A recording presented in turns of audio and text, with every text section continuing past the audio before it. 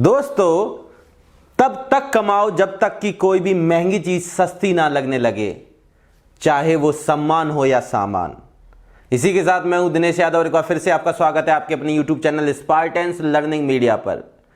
In this video lecture we are going to discuss next primary cell which is mercury cell. So now let's start.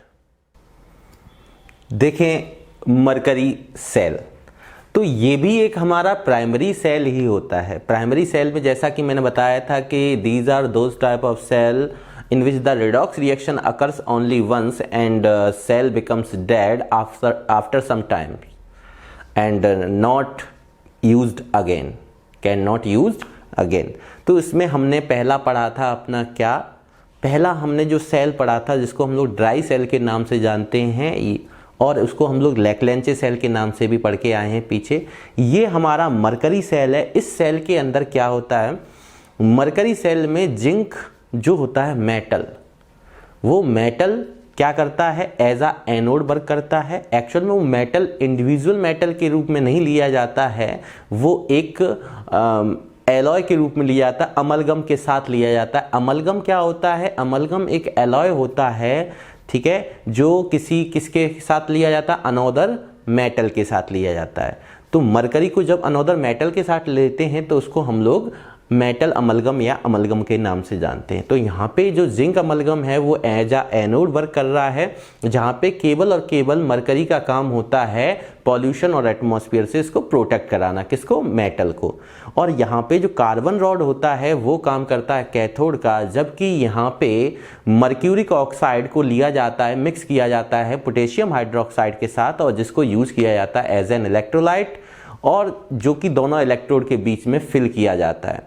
इसके साथ साथ जो leaning porous paper होता है वो क्या करता है, इसको सेपरेट करता है। कहाँ से, किसको सेपरेट करता है, जो इलेक्ट्रोलाइट है उसको लिनिंग पोरस पेपर होता है वो सेपरेट रखता है फ्रॉम द जिंक एनोड से। जिंक एनोड से सेपरेट करता है कौन, lining porous paper. Lining porous paper का मतलब क्या होता है, लिनिंग पोरस पेपर का मतलब होता है एक छिद्रयुक्त नुमा, मतलब झरझरा बोलते हैं हिंदी में, परत टाइप की होती है। लिनिंग मीन्स परत, ठीक है, पोरस मीन्स झरझरा, या बोल सकते हैं हम लोग छिद्रयुक्त, जिसमें हल्के से होल, मतलब कि झरझरा जिसमें से कोई चीज छन सकती है। तो इस नुमा एक पेपर होता है जो कि सेपरेट करता है किसको, किसी भी इलेक्ट्रोलाइट को जो इस सेल में प्रेजेंट होता है, मर्क्यूरिक ऑक्साइड विद KOH, उसको सेपरेट आउट रखता है फ्रॉम द जिंक एनोड। तो वही चीज इसमें लिखा हुआ है, आप देख सकते हैं कि it consist of a zinc amalgam containers as the anode, ये किस तरीके से करता है, anode, and carbon as cathode, moist mercuric oxide mixed with KOH as the electrolyte filled between the electrodes, and lining of porous paper keeps the electrolyte separated from the zinc anode।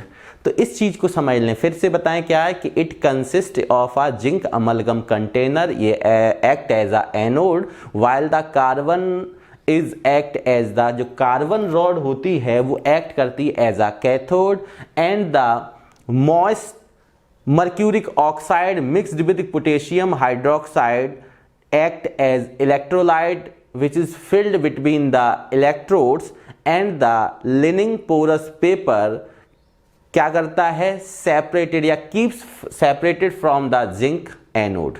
तो ये चीज आपको keeps the electrolyte separated from the zinc anode. Actually हमें क्या ध्यान रखना है, जल्दी से देखें इस जिंक अमलगम के बारे में। तो आपको अगर मैं जिंक अमलगम की बात बताऊं तो this is zinc amalgam. Zinc amalgam, zinc amalgam का मतलब होता है इट इज एन एलॉय, ये एक एलॉय है।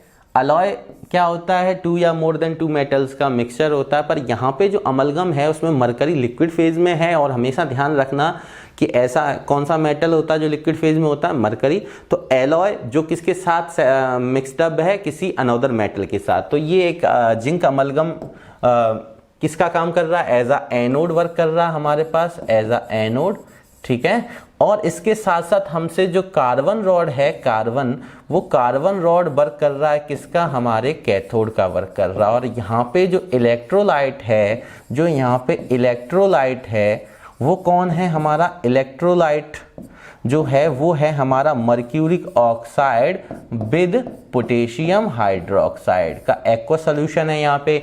और यहाँ ध्यान रख सकते हैं कि जो लिनिंग पोरस पेपर होता है वो इलेक्ट्रोलाइट को सेपरेट कराता है जिंक कंटेनर के द्वारा, मतलब जिंक कंटेनर से उसको सेपरेट कराता है किसको, इलेक्ट्रोलाइट को। कौन, लिनिंग पोरस पेपर। तो एक्चुअल में यहाँ पे कैथोड और एनोड पर कौन सी रिएक्शंस होती हैं इस चीज को हम लोग समझेंगे, क्योंकि रिडॉक्स रिएक्शन इसमें भी होगी, मैंने आपको बता चुका था। तो यहाँ पे हमारे पास जो रिडॉक्स रिएक्शन होती है कुछ ऐसे होती है, आप चाहें तो इसका स्क्रीनशॉट या इसको नोट कर सकते हैं आप।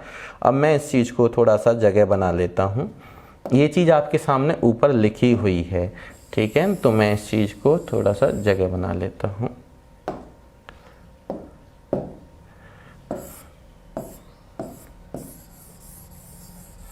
यहाँ पे हमारा जो एनोड और कैथोड की रिएक्शंस हैं मैं आपको बता चुका हूँ। This is zinc amalgam. Mercuric oxide क्या होता है, HgO, ठीक है। बाद बाकी सब चीज़ें कार्बन जानते हो आप क्या होता है। और यहाँ पे हमारे पास जब मैं रिएक्शन को देखूंगा तो एट एनोड, अब आपको पता है एनोड पे हमेशा क्या होता है, ऑक्सीडेशन होता है। तो ऑक्सीडेशन अगर होगा यहाँ पे तो ऑक्सीडेशन के दौरान क्या मिलेगा अपने को, एनोड का वर्क कौन कर रहा है, जिंक अमलगम। तो इसको हम कुछ इस तरीके से दिखाते हैं, ZnHg। यहाँ पे Hg का काम केवल पॉल्यूशन और एटमॉस्फेयर से इसको प्रोटेक्ट करना है, अदरवाइज कुछ नहीं है यहाँ पे, ठीक है। इसकी रिएक्शन जब हम लोग क्या करते हैं, इलेक्ट्रोलाइट में जो पोटेशियम हाइड्रोक्साइड है उस पोटेशियम हाइड्रोक्साइड से हमें क्या मिलने वाला, OH माइनस और K+। तो ये OH माइनस क्या होगा अब यहाँ पे, ये जिंक जो होता है वो ऑक्साइड बना लेता है, जिंक ऑक्साइड। जिंक ऑक्साइड के साथ साथ यहाँ पे वाटर रिलीज होता है और इसको बैलेंस करने के लिए यहाँ पे हम लोग इलेक्ट्रॉन्स को लेके चलते हैं, एक नेगेटिव इधर चार्ज है, एक नेगेटिव इधर है। अब ये हुआ कैसे उसको समझ लेते हैं। मैं यहाँ पे 2 लेके चलना चाहूँगा, हाइड्रोक्साइड ऐसा क्यों है वो समझ लें। OH कितने हैं, 2 हो गए हमारे पास, तो OH माइनस OH माइनस। इस OH माइनस को भी हम सेपरेट करेंगे ऑक्साइड आयन में, ऑक्साइड आयन और किसमें, H+ में। अब होगा क्या कि यहाँ से हमारे पास होगा यूं कि यहाँ से हमारे पास ये HOH क्या बना लेगा, वाटर। और ये जो जिंक है इसका काम केवल प्रोटेक्शन का है, तो ये इससे कुछ नहीं, वो लिक्विड की फॉर्म में वहीं रह जाएगा। जो जिंक है वो ऑक्साइड के साथ मिलकर क्या बना लेगा, जिंक ऑक्साइड। अब यहाँ पे इस तरफ 2 नेगेटिव चार्ज हैं, इसको बैलेंस करने के लिए मुझे यहाँ पे 2 इलेक्ट्रॉन लेने पड़ेंगे। इस तरीके से हमने अपनी एनोड पे एनोडिक रिएक्शन कंप्लीट कर ली। अब मैं बात कर ले रहा हूँ थोड़ा सा कैथोडिक रिएक्शन की। तो अगर मैं बात करूँ आपसे एट कैथोड, तो कैथोड पर क्या होने वाला उसको देखते हैं हम लोग। यहाँ पे देखें कैथोड पे एक्चुअली में क्या होगा कि हमारे पास क्या आ चुका है, हमारे पास HgO, ये मर्क्यूरिक ऑक्साइड है। क्या है, मर्क्यूरिक ऑक्साइड। ये मर्क्यूरिक ऑक्साइड जो है वो क्या करने वाली है, यहाँ पे इसको एक्वा सॉल्यूशन लेके चलेंगे वाटर के साथ, क्योंकि उस वाटर को हमें कैंसिल आउट कराना है। तो यहाँ पे क्या होने वाला है, यहाँ पे जो हमें यहाँ से सेपरेट करना है मरकरी को, Hg को अलग करना है जो कि लिक्विड फेज में होगी। तो यहाँ से हमें पता है कि जब मरकरी सेपरेट करेंगे हम तो यहाँ पे हमारे पास एक ऑक्साइड मिलेगा। तो ये H2O H+ और OH माइनस में ब्रेक होता है और यहाँ से क्या होगा, जब ये चीज़ आपस में कंबाइंड होंगी तो एक नया हमें हाइड्रोक्साइड मिलेगा। जो ये दोनों हाइड्रोक्साइड हैं इनको हम लोग 2OH माइनस के रूप में यहाँ पे दिखा दे रहे हैं। अब हमारे पास 2 नेगेटिव चार्ज इधर हो चुके हैं, तो यहाँ पे हम बैलेंसिंग के लिए अब 2 इलेक्ट्रॉन इधर लेके चलेंगे। होने वाला क्या है कि अब हमारे पास ये रिएक्शन ओवरऑल रिएक्शन के रूप में कैसी दिखाई देगी इसको देख लेते हैं। तो ओवरऑल रिएक्शन में क्या होना है, जब हम ओवरऑल रिएक्शन की बात करेंगे तो यहाँ पे हम लोग देख लेते हैं कि ओवरऑल रिएक्शन क्या आने वाला है। तो ओवरऑल रिएक्शन जो होगा सेल रिएक्शन वो कुछ ऐसे होगा। क्या करेंगे, इन दोनों को हम ऐड कर देंगे। जैसे ही हम इनको ऐड करते हैं, और ऐड तभी कर सकते हैं जब हमारे पास number of electron balance in the chemical reaction कैसे हो, सेम हो। तो यहाँ पे क्या होने वाला, ये 2 इलेक्ट्रॉन से 2 इलेक्ट्रॉन कैंसिल हुआ, तो यहाँ पे वाटर से वाटर कैंसिल हुआ, 2OH से 2OH कैंसिल हुआ। तो हमारे पास इधर LHS में ये और इधर ये, तो क्या बचा, ZnHg plus HgO mercuric oxide यहाँ पे, और RHS में क्या बचा अपने पास, यहाँ पे जिंक ऑक्साइड, और यहाँ पे उसके साथ साथ क्या बचा, प्लस Hg। तो ये हमारी एक क्या है, ओवरऑल नेट रिएक्शन, ये हमें नेट सेल रिएक्शन प्राप्त हुई, सेल रिएक्शन। ठीक है, तो नेट सेल रिएक्शन में आपने देखा कि कोई भी हमें आयन प्राप्त नहीं हो रहा है, इसमें कोई भी आयन इन्वॉल्व नहीं है। तो इससे एक चीज़ का क्लियर होगी कि कंसंट्रेशन में कोई भी चेंज नहीं हो सकता है। तो इसलिए इसका जो सेल पोटेंशियल होगा वो एक कांस्टेंट होगा, जिसकी वैल्यू कितनी होती है, 1.35 वोल्ट होती है।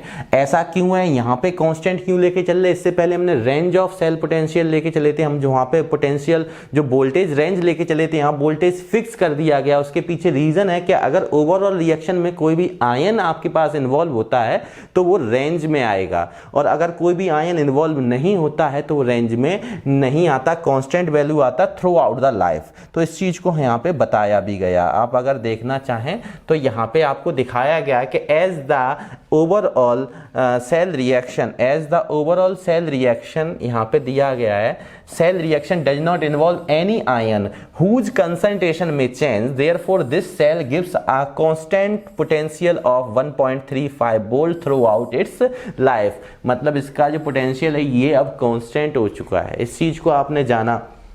चलिए एक बार हम लोग क्या करते हैं, यहाँ पे हम लोगों ने इस चीज़ को एक बार दोबारा समझते हैं। अगर मैं इस चीज़ को दोबारा देखना चाहूँ तो यहाँ पे एक चीज़ और देख लें कि यहाँ पे लिखा हुआ है this is used in low current devices such as hearing aid. Hearing aid सुनने की मशीन आती है, कुछ लोग आपने देखी सुनने की मशीन का यूज करते हैं, और वॉचेज आप जानते हो घड़ियाँ हम लोग पहनते हैं। तो इन ये लो करंट डिवाइसेस होती हैं, उनमें इनका यूज किया जाता है, किसका, मरकरी सेल का।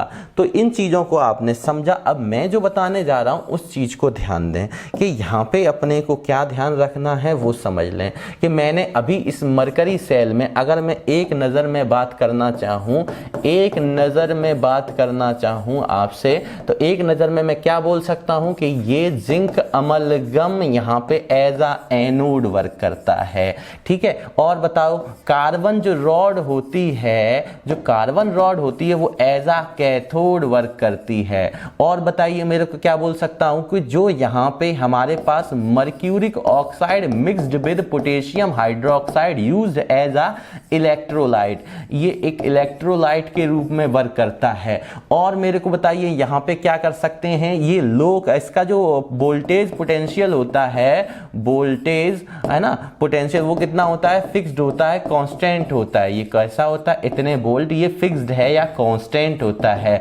ये एक लो करंट डिवाइसेस, इसका यूज कहाँ किया जाता है, लो करंट डिवाइसेस, लो करंट डिवाइसेस। ठीक है, सच एज मैंने आपको बताया हियरिंग एड्स एंड वॉचेस। इसके साथ साथ आपको क्या देखना आना चाहिए, इसके साथ साथ हमें पता होना चाहिए इसकी केमिकल रिएक्शन।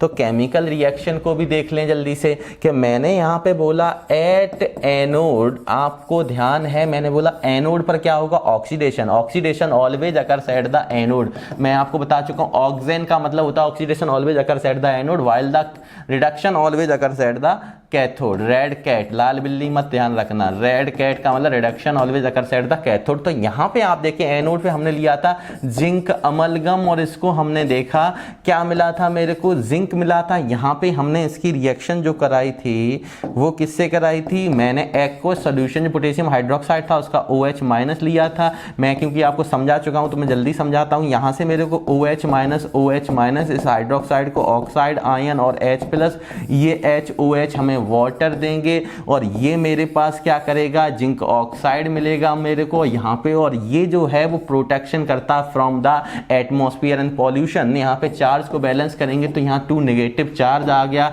इस तरीके से हमने इस रिएक्शन को कंप्लीट किया। उसके बाद अगर मैं बात कर लूँ एट कैथोड, तो कैथोड पे क्या होने वाला है वो भी आप देख लें।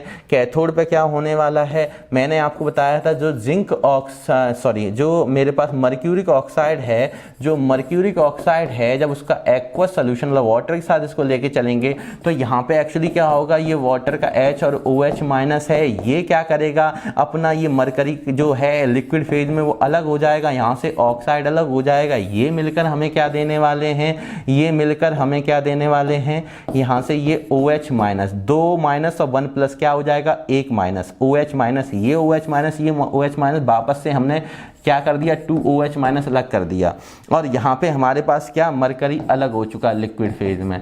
और यहाँ पे हमारे पास अगर बैलेंसिंग देखेंगे, उधर 2 नेगेटिव चार्ज है, यहाँ 2 नेगेटिव चार्ज बैलेंस कर लिया हमने। इस तरीके से हमने इस रिएक्शन को कंप्लीट कराया। अब हमने देखा यहाँ पे हमारे पास क्या आ चुका है वो भी समझ लेते हैं। जैसे ही मैंने इसको लिया तो यहाँ पे हमारे पास क्या आने वाला है। अब आप खुद से देखें, तो अगर मैं खुद से दिखाना चाहूँ, इधर देखें थोड़ा सा, यहाँ पे हमारे पास क्या आ चुका है, 2 इलेक्ट्रॉन से 2 इलेक्ट्रॉन कैंसिल हुआ। अब मेरे पास यहाँ पे जिंक अमलगम जो है, यहाँ पे 2OH माइनस वाटर से वाटर कैंसिल हुआ, तो यहाँ पे क्या बचा हमारे पास HgO और LHS को दोनों को ऐड करने के बाद RHS में मेरे पास जिंक ऑक्साइड के साथ मरकरी बचा है। और ये इस तरीके से हमारा बैलेंस हुआ रिएक्शन, क्योंकि इसमें कोई भी आयन इन्वॉल्व नहीं है, इसलिए इसका सेल और पोटेंशियल वोल्टेज कैसा होता, कांस्टेंट होता 1.3 वोल्ट। तो इस सेल में हमने ये सीखा। मैं आपसे प्रॉमिस करता हूं कि लैंग्वेज बिल्कुल भी कठिन नहीं होती है, बस नजरिए का फर्क होता है। आपको सिंपल वे से बोलना है, क्या बोलना है, थ्योरी भी बहुत सिंपल है, अपने लिहाजे से केवल समझें और लिखने की कोशिश करें। इट कंसिस्ट, मरकरी सेल की बात करें तो it consist of a zinc amalgam container used as a anode while the carbon rod act as a cathode and the mercuric oxide mixed with the potassium hydroxide act as electrolyte and placed in between the both electrode, while the linen porous paper क्या करता है, separated करता है किसको, keeps electrolyte separated from its zinc anode। Zinc anode से किसको separate करता है, इलेक्ट्रोलाइट को सेपरेट करने के लिए कौन लेते हैं हम लोग, जो जिंक इलेक्ट्रोड है, जिंक एनोड है उसको, और हमारा जो इलेक्ट्रोलाइट उसको सेपरेट करने के लिए हम लोग लिनिंग पोरस पेपर का यूज़ करते हैं। और हमने इसमें कैसे कैथोड पर और कैसे एनोड पर रिएक्शन होती है बड़े आराम से समझी। उम्मीद करते हैं ये चीज़ आपको बेहतर तरीके से समझ में आई होगी। बस स्वस्थ मन से घर पर पढ़ते रहिए और मिलते हैं सेकेंडरी सेल के अंदर, जिसमें हम लोग लेड स्टोरेज पढ़ेंगे एंड निकल कैडमियम पढ़ेंगे। तब तक के लिए आप स्वस्थ मन से घर पर पढ़ते रहें। जय हिंद, जय भारत, थैंक यू।